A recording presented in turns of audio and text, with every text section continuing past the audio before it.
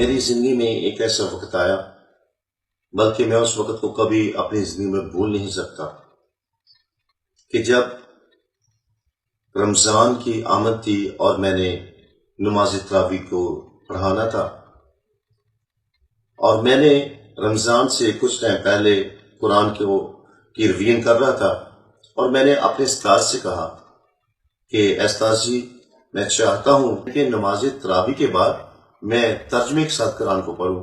اور جب یہ بات ہوئی تو میرے اس استاد نے ایک بات مجھ سے کہی کہ نہیں بیٹا، تم قرآن کو ترجمے کے ساتھ نہ پڑھنا۔ میں نے کہا کیوں؟ قرآن کو ترجمے کے ساتھ میں کیوں نہ پڑھوں؟ انہوں نے کہا کہ اگر ترجمے کے ساتھ پڑھو گے تو تم گمراہ ہو جاؤ گے۔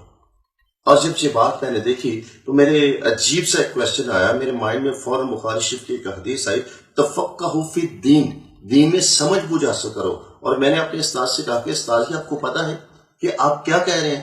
کہتے ہیں ہاں بیٹا، مجھے پتا ہے کہ میں کیا کہہ رہا ہوں، لیکن تمہارے لیے بہتر یہی ہوگا کہ تم قرآن کو ترجمے کے ساتھ نہ پڑھنا۔ میں نے کہا کیوں نہ میں ترجمے کے ساتھ پڑھوں؟ حالانکہ اللہ کے نبی فرماتے ہیں تفقہوا فی الدین، اور پھر کہا گیا ہے کہ تمہیں علم حاصل کرو، چاہے تمہیں چین ہی کیوں نہ جانا پڑے۔ اور اس بات کے باوجود بھی استاد جی آپ مجھے یہ بات کہہ رہے ہیں کہ تم ترجمے کے ساتھ نہ پڑھنا۔ انہوں نے بالآخر وہ الفاظ کہہ ہی دیے جو نہ کہنا چاہتے تھے۔ وہ انہوں نے کہا کہ اگر تم ترجمے کے ساتھ پڑھو گے تو تم گمراہ ہو جاؤ گے۔ اور جب یہ بات انہوں نے کہی تو میرے ذہن میں ایک ہلچل سی مچی، ایک طوفان برپا ہوا کہ یہ کیا بات ہے۔ حالانکہ واقعی طور پر اگر قرآن کی اسٹڈی کرتے ہیں تو وہاں پر لکھا ھدی للمتقین، کہ یہ کتاب متقی پرہیزگار لوگوں کے لیے ہے۔ اگر یہ کتاب جو متقی پرہیزگار لوگوں کے لیے ہے، جو قرآن پرہیزگار لوگوں کے لیے ہے، اگر یہ پرہیزگار لوگوں کے لیے، تو پھر اس کے پڑھنے سے انسان گمراہ کیسے ہو جاتا ہے؟ اور جب یہ بات میں نے دیکھی تو میں نے استاد جی کو وہی بات کہہ دی کہ میں کہ دیکھیں، قرآن تو کہتا ہے ھدی للمتقین، یہ متقی لوگوں کے لیے، پرہیزگار لوگوں کے لیے، اور پھر آپ کیسے کہہ رہے ہیں کہ جو ہے آپ کو ترجمے کے ساتھ قرآن نہیں پڑھنا چاہیے؟ اور جب یہ بات میں کر رہا، بلکہ اور بہت ساری باتیں میرے مائنڈ میں آئی، میری زبان سے آئی، جو آئی میں نے ان کو نکال دیا۔ اور جب یہ بات آئی تو میں نے گھر چلا گیا، اور گھر جا کر میرے دادا تھے، وہ مجھے کہنے لگے کیا بات ہے آج، خیر ہے رانا کہ تم اتنے غصے میں کیوں ہے، اتنے جذبات میں کیوں ہے، جلدی گھر واپس آ جائے۔ میں کہا دادا، آج کے بعد آپ مجھے نہیں کہیں گے کہ آپ مدرسے میں جاؤ، آپ نہیں مجھے کہو گے کہ مولانا صاحب کے پیچھے جا کے نماز پڑھو۔ کیوں؟ وہ کہیں گے کیا وجہ کیا ہے؟ میں نے کہا اس لیے کہ وہ کہتے ہیں اگر تم قرآن کو پڑھو گے تو تم گمراہ ہو جاؤ گے، ترجمے کے ساتھ اگر تم پڑھو گے۔ حالانکہ اللہ کے نبی تو فرماتا ہے تفقہوا فی الدین، دین میں سمجھ بوجھ حاصل کرو۔ اگر دین میں ہم سمجھ بوجھ حاصل نہیں کریں گے، اگر ہم ترجمے کے ساتھ نہیں پڑھیں گے، تو ہمیں کیا پتہ چلے گا کہ دین اسلام ہے کیا چیز ہے؟ اور جب میں نے یہ بات کہی ہے تو مولانا صاحب نے کہہ دیا کہ تم اگر پڑھو گے تو گمراہ ہو جاؤ گے۔ یہ کیسی بات ہے؟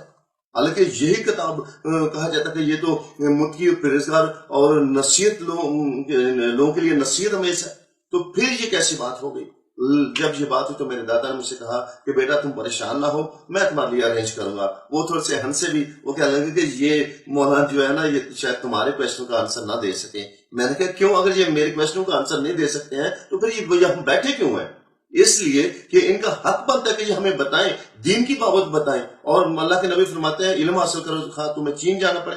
اس وقت دیکھا جائے عرب اور چائنا کا جو سفر ہے وہ بہت دشوار قسم کا تھا، تو اس وقت بھی اللہ کے نبی نے کہا کہ اب وہاں پر جا کر چاہے چین جا کر تجھے علم حاصل کرنا پڑے تو تم کرو۔ اور یہاں پر اب ہم اپنے گھر میں ہیں، اپنے لوگوں میں ہیں، تو یہ لوگ ہمیں علم نہیں سکھلانا چاہتے، یہ ہمیں قرآن سے واقفیت نہیں کروانا چاہتے۔ اس کا کیا مطلب ہوا؟ اور جب یہ بات ہوئی تو میرے دادا نے کہا کہ آپ پریشان نہ ہوں کہ میں آپ کو ارینج کر دوں گا۔ اور میرے دادا نے ایسا کیا کہ ایک میرے لیے استاد کو رکھا تاکہ وہ مجھے ٹیچ کرے۔ اور جب فرسٹ ڈے وہ آئے تو انہوں نے میرے ساتھ سورہ فاتحہ کو شیئر کیا، اور جب جانے لگے تو میں نے ان سے کہا کہ استاد جی ایک بات مجھ سے بتاتے جائیں۔ کہنے لگے کیا؟ میں نے کہا کہ یہ ہمارا گھر ہے، اس کے باہر جو ہے میرے دادا کا نام لکھا ہوا ہے، اور سارے آنے جانے والے لوگ جانتے ہیں کہ یہ چودھری صاحب کا گھر ہے۔ اور جب اس بات کو پتہ چلتا ہے یہ ایک فلاں چودھری کا گھر ہے تو آلریڈی پتہ چلتا ہے، لیکن اگر باہر چودھری کا نام لکھا ہو اور اندر کوئی اور لوگ رہتے ہوں تو کیا ایسا ہو سکتا ہے؟ لوگ سچ مانیں گے؟ کہیں گے نہیں، ہرگز ایسا نہیں ہے۔ تو میں نے کہا پھر مجھے یہ تو بتائیں القرآن لفظ کے میننگز کیا ہیں؟ تو وہ جب یہ بات ہوئی تو تھوڑی دیر خاموش ہوئے، سر نیچے کیا، تو بعد میں کہتے ہیں کہ یہ اس کا مطلب ہے ہدایت والی کتاب۔ میں کہتے نہیں استاد جی، آپ کو پتا ہے کہ میں بھی ایک قرآن کا حافظ ہوں اور میں ایک علماء کے گھرانے سے تعلق رکھتا ہوں، اور میں اتنا بھی نہیں ہوں کہ جو مجھے اس چیز کا پتہ نہ ہو۔ میں نے کہا کہ بات یہ ہے القرآن لفظ جو ہے وہ صیغہ جمع میں آ جاتا ہے، اور القرآن لفظ جو ہے اقرا سے نکلا ہے، اور اقرا صیغہ واحد ہے، اور جس کا مطلب ہے پڑھنا، اقرا پڑھنا، اور القرآن لفظ جو ہے وہ صیغہ جمع بن جاتا ہے، اور جب صیغہ جمع کے بارے میں ترجمہ کیا جائے تو وہاں پر لکھا ہوا ہے بار بار پڑھے جانے والی کتاب۔ اور جب ہم اس بات کو دیکھتے ہیں تو میں نے کہا کہ ساجی اس کا مطلب ہے بار بار پڑھے جانے والی کتاب۔ تو وہ ہنسکار کہتے ہیں اچھا ٹھیک ہے، اور جاتے ہوئے میرے دادا جی کو کہتے ہیں کہ چودھری صاحب جو پڑھا ہے اس کو ہم پڑھا نہیں سکتے۔ یعنی کیا مطلب؟ یعنی کہ اپنے پوتے سے پوچھ لیں۔ جب وہ چلے گئے تو دادا جی میرے پاس ہے، وہ مجھے کہتے ہیں رانا کیا بات ہے، اس کو بھی بگا دیا ہے۔ میں دادا جی میں نے تو کچھ نہیں کہا، میں تو صرف ان سے پوچھا تھا کہ القرآن لفظ کا مطلب کیا ہے، اور انہوں نے مجھے اس چیز کا نہیں بتایا کہ میں کیا کروں، اور میں نے ان کو بتایا کہ القرآن لفظ کا مطلب ہے بار بار پڑھنا۔ تو وہ پھر ہنسنا شروع ہو گئے، وہ کہتے ہیں کہ لگتا ہے یہ تمام علماء جو ہے نا یہ تمہارے سوالوں کا جواب نہیں دے پائیں گے۔ تو میں نے کہا دادا پھر یہ بات یاد رکھیں کہ مجھے اس قرآن کو جاننا ہے، مجھے دین اسلام کو جاننا ہے، اور جب تک میں نہیں جانوں گا مجھے سکون نہیں آئے گا۔ اور یہی بات ہوئی کہ جب ایسی بات ہوئی تو میں نے نماز تراویح پڑھانے کی بجائے میں نے اعتکاف بیٹھنا منظور کیا، اس لیے کہ میں قرآن کو ترجمے کے ساتھ پڑھوں گا اور مجھے پتہ چلے گا کہ قرآن میں ایسی کون سی بات ہے جو انسان کو گمراہ کر دیتی ہے۔ اور عزیزوں میں نے اسی وجہ سے قرآن کو پھر ترجمے کے ساتھ پڑھنا شروع کیا تاکہ مجھے پتہ چلے کہ اس میں کون سی ایسی بات ہے جو ہمیں جو ہے مرتد کر دیتی ہے، جو ہمیں اسلام سے خارج کر دیتی ہے، جو ہمیں گمراہ کر دیتی ہے۔ اسلام کے لحاظ سے تو گمراہ کہہ جاتے ہیں، لیکن میں آپ کو یہاں بتانا چاہتا ہوں جب میں قرآن کو ترتیب کے ساتھ پڑھنا شروع ہوا تو مجھے پتہ چلا کہ وہاں پر سورہ بقرہ میں واضح طور پر لکھا ہوا ہے کہ سم بکم عمي فاهم لا يرجعون، کہ وہ گونگے ہیں، بہرے ہیں، بولے ہیں جو سنتے نہیں، جو دیکھتے ہیں اور دیکھتے نہیں ہیں۔ اور یہ ایسا کہ میں دیکھ کر حیران ہو گیا کہ یہ کن لوگوں کے بابت کہا گیا ہے۔ اور یقیناً جب میں نے تھوڑا سا آگے پڑھا اور پھر جب سورہ آل عمران اور اس کی 55 ورس کو میں اسٹڈی کر رہا تھا، واضح طور پر وہاں لکھا ہوا ہے فَاتَّقُوا اللَّهَ فَاعْبُدُوهُ هَٰذَا الصِّرَاطُ الْمُسْتَقِيمُ، کہ تم خدا سے ڈرو اور میرا حکم مانو اور یہی سیدھا راستہ ہے۔ یہ کون فرما رہے ہیں؟ حضرت عیسیٰ المسیح فرماتے ہیں کہ تم خدا سے ڈرو اور میرا حکم مانو، ہاذا صراط مستقیم، یہی سیدھا راستہ ہے۔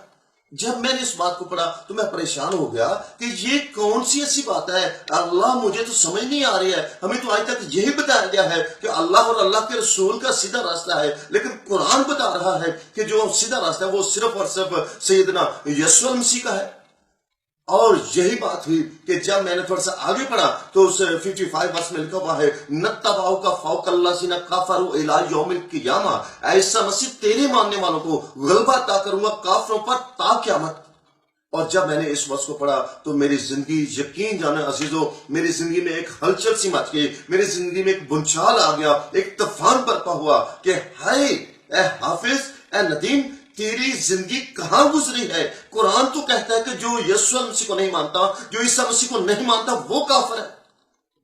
تو میری زندگی میں اس قدر بے چینی آ گئی کہ میں آپ کو بتا نہیں سکتا ہوں، میرے پاس ویسے الفاظ نہیں ہے کہ میں کن الفاظوں کے ساتھ عزیزو آپ کو بتاؤں کہ جب میں نے اس قرآن کی 30 سپارہ سورۃ آل عمران اور اس کی 55 ورس کو پڑھا تو میری زندگی میں عجیب سی بے چینی آ گئی کہ ہائے ندیم، تیری زندگی کہاں گزری؟ تو نے اپنی زندگی کو کیوں ضائع کر دیا کہ تو نے ایسی زندگی بسر کر دی جو کہ ایک ایسی پرسنالٹی کی کہ منکر ہو کر تم جس کی تم مخالفت کرتا رہا، جس کے ماننے والوں کو تم مارتا رہا، جس کے ماننے والوں کو تم اس سے چھینتا رہا اور ان لوگوں کو دار اسلام میں داخل کرتا رہا۔ اور جب میں نے اس بات کو دیکھا تو میری زندگی میں ایک عجیب ہلچل آئی، میں پریشان رہنا شروع ہو گیا کہ ہائے اب میں کیسے زندگی بسر کروں گا، میرے سے جو گناہ ہوئے وہ کیسے معافی ہوں گی۔ اور پھر بار بار یہ آیت میری زندگی میں آ رہی تھی نتبعوک فوق الذین کفروا الی یوم القیامہ، نتبعوک فوق الذین کفروا الی یوم القیامہ، ایسا مسیح تیرے ماننے والوں کو غلبہ عطا کروں گا کافروں پر تا قیامت۔ عزیزو، یہ وہ آیت تھی جس نے میری زندگی کو ہلا دیا، اور اس سے یہ آیت ثابت کرتی ہے کہ یسوع مسیح کے ماننے والے فاتح لوگ ہیں، غالب لوگ ہیں، اس کے علاوہ اور کوئی بھی ایسا مذہب نہیں ہے، کوئی بھی ایسا دین نہیں ہے جو کہ غالب یا کہ فتح پانے والا ہو، فتح پانے والا صرف ایک اور ایک ہی ہے کہ اگر ہم اس کی پیروی کریں گے تو ہم فاتح لوگ بنیں گے، کیونکہ وہ خود بھی فاتح ہے۔ اور اس لیے کہ جب میں نے اس بات کو، اس کی فتح یابی کے نعرے کو، نرسنگے کو سنا، تو میں نے اس بات سے اپنے آپ کو روک نہ سکا کہ اب میں اس کی پیروی کرنے سے نہیں رک پاؤں گا۔ اور یقیناً جب یہ میری زندگی میں بات آئی تو میں نے اپنی زندگی اس ذات اقدس کے سامنے، جس کا نام یسوع المسیح ہے، ان کے سامنے میں نے اپنی زندگی کو سلنڈر کر دیا، اور میں نے اپنے گناہوں کی توبہ کی، اور میں نے کہا کہ اب میرے سے یہ گوارا نہیں ہے کہ میں آپ سے جدا ہو کر رہ سکوں، کہ میں کافر بن کے رہ سکوں، بلکہ میں چاہتا ہوں کہ میری زندگی کی معافی ہو، اور میں اپنی زندگی اے خداوند، اے عیسیٰ مسیح، اے یسوع مسیح، آپ کے سامنے سلنڈر کرتا ہوں۔